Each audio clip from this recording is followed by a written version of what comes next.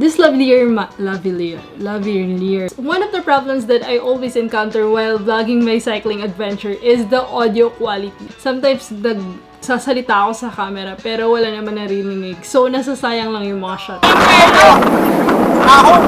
But today, I found an answer with this Saramonic Blink 500 Pro B2. So without further ado, let's get into it.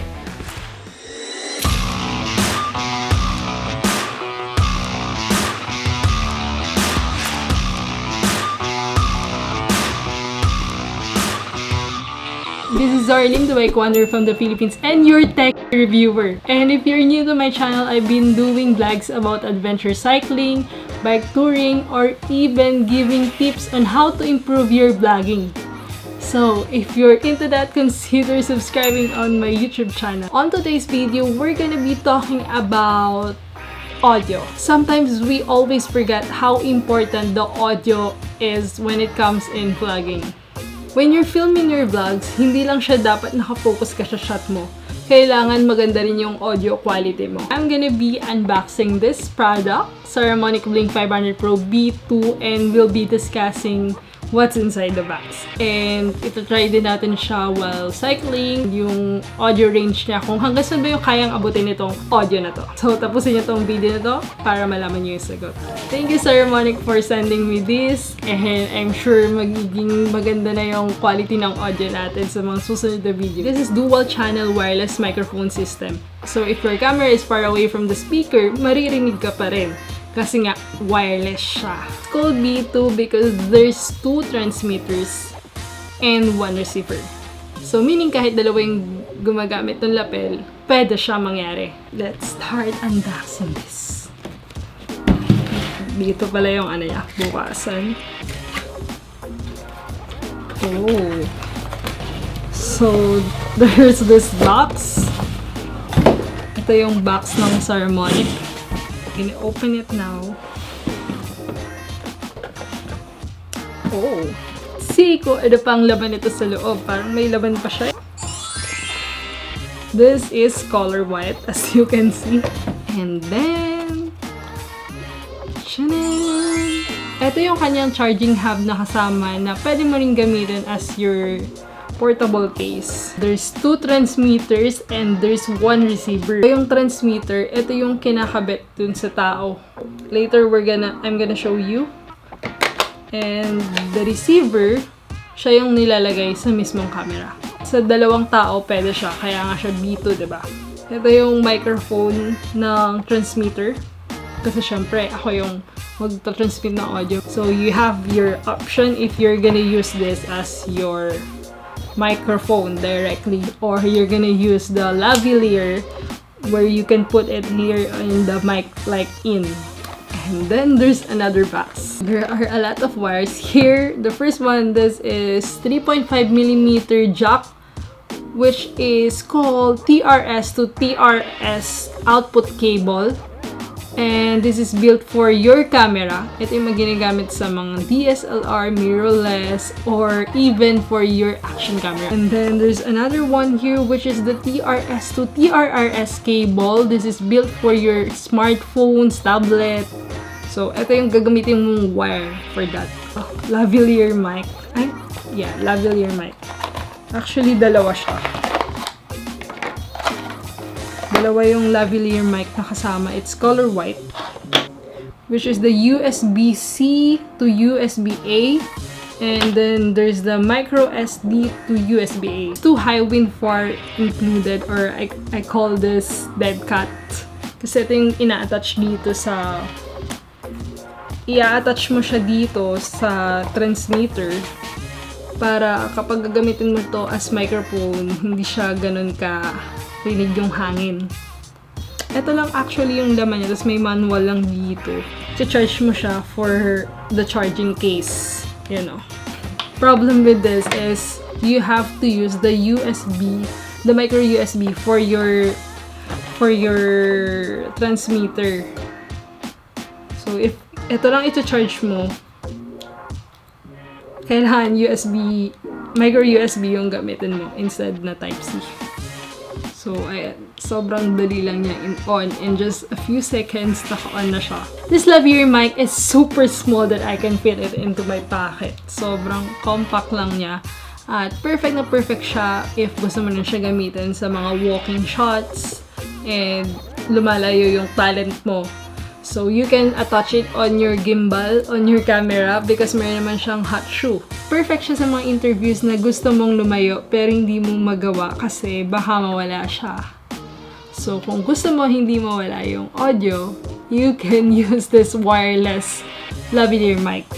And this can reach up to 100 meters audio range. So, kahit 100 meters yung layo mo, mag-work pa rin siya.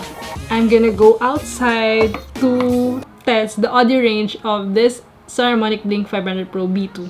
So, let's go! Nandito na ako ngayon sa labas at itetest natin kung gaano kahaba yung range ng Saramonic Blink B2 500. So, I'm using right now the lavalier mic. So, yan. Titingnan natin in 100 meters. Gagamitin ko tong Strava to measure kung hanggang saan yung 100 meters. So, ayan. Tinitingnan ko kung naririnig pa ako ng audio ko. Yan. Ano pa lang tayo? Wala pa tayong 100 meters. Yan. Medyo maraming tao na nanonood sa likod. Nakakahiya na naman itong ginagawa ko. Yan. Naririnig pa niyo ba ako, guys? Nagtanggal lang ako ng mask kasi para makita ko yung bunganga ko, yung buka ng bibig ko. So, 0.01 pa lang tayo. Wala pa tayong 100 meters. 0.02. Baka mamaya wala na yung camera. Ngayon, tinitingnan ko kung hanggang saan. 0.03. Baka mamaya wala na yung camera ko. Kinakabahan ako. 0.04. 0.04. Naririnig niyo pa ba ako dyan? 0.05.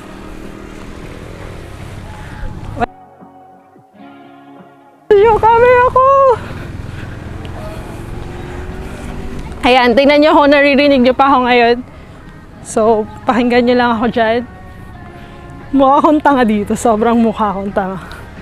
0.07. Ayan, medyo, I think, nawawala-wala na yung audio ngayon. 0.08. Ako ng konti. Naririnig nyo pa ba ako? Hindi ko alam. Pero, ayan, babalik na lang ako dito. Oh my God, yung camera ko, mahuhulog siya. Sinundamanggel. Takaw mo! Gamit ko to ngayong Saramonic Blink B2 500 lavalier mic.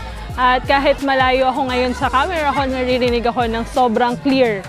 So, yun yung advantage ng paggamit mo ng lapel na to. And today, itatry ko naman na wala tayong lapel. Pakinggan nyo kung anong mas clear, kung ito ba yung kanina.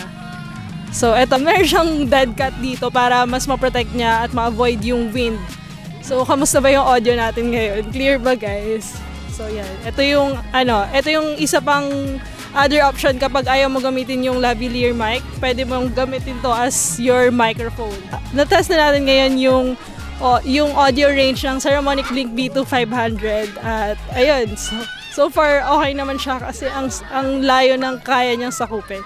And problem lang dito, medyo maingay talaga kaya hindi natin ganun matest. So right now, I'm using the Saramonic Blink 500 Pro B2 with this as my microphone. What can I say about the quality of it compared to a while ago? This is the sound of Saramonic Blink 500 Pro B2 with lapel. And let's do the noise floor test.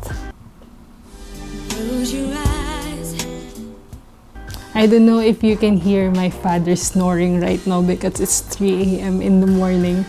And my laptop over there, fan yung laptop ko kaya medyo may sound siya. After testing the audio quality of indoor, tingnan naman natin siya outdoor.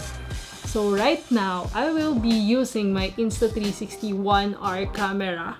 You will be needing a case with shoe mount kasi dito mo i-attach itong receiver. So you're gonna be attaching the Saramonic Blink 500 Pro B2 Pro here.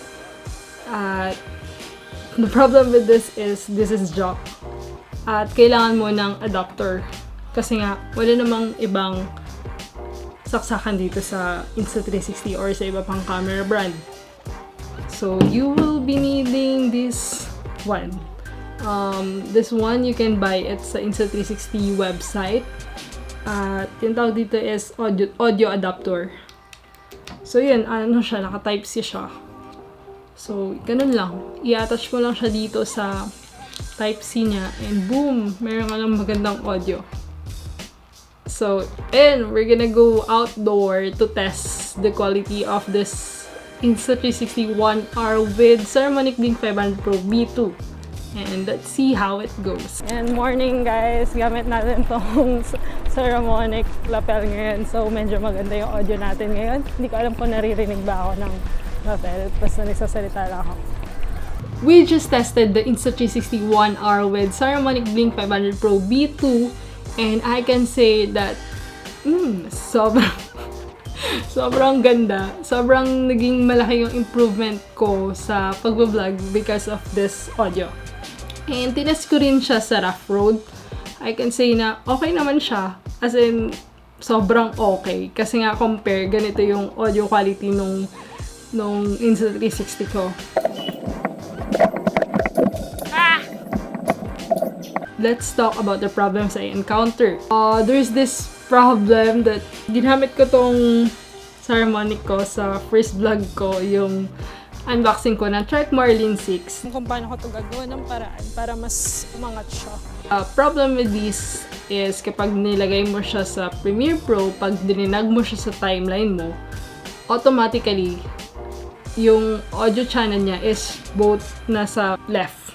So, the solution to that is you have to manually change all the clips to left and right. Para kapag cleaning siya, hindi yung sound mo is nandun lang sa left. Ito pa, when I'm using my mirrorless camera, yung audio level ko, sobrang sakto lang siya. But when I'm using the Insta360 One or my action camera, kailangan kong magdagdag ng at least 30 gain sa post-production.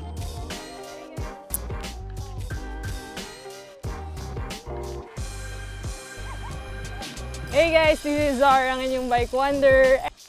I don't know, maybe I just have to change some on my settings on the camera itself. If you guys have just suggestions kung paano siya ma-improve. But I think merong kailangan i-change sa camera mismo.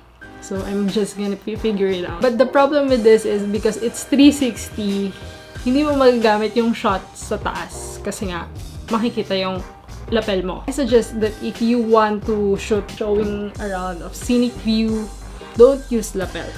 Sobrang laking tulong nito sa improvement ng vlogs ko. Kaya ngayon, hindi na ako magsasayang ng effort na magsalita kasi sure ako at may assurance ako na naririnig pala ako ng audio ko kasi nga naka-lavalier mic ako at gamit ko ang Saramonic Blink 500 Pro B2 Pro. That ends our product review of Saramonic Blink 500 Pro B2 and I hope you learned something from me. So, ayun lang, if you guys want to purchase it, I have the link in the description. This is Xzar, the bike wanderer from the Philippines and your techie reviewer. And don't forget to hit the subscribe button if you haven't subscribed yet. And comment below. Just hit the like button.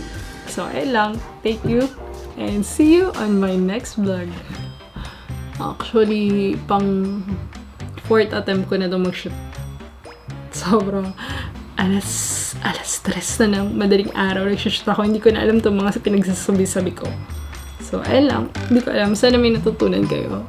Legit. Kasi ang dami ko pinagdaanan para lang ma-set up ng bonggang lights na to. Pero ngayon, na-set up na siya ng maayos. Pero kulang pa kasi ako ng lights. In the future, gagawa din tayo ng mga review about lights. Pero wala pa kasi akong light. Isa pa lang. Naantok na ako. Bakit ba 3 AM ko to sinut? Nagsisisi ako 3 AM ko to sinut. Grabe.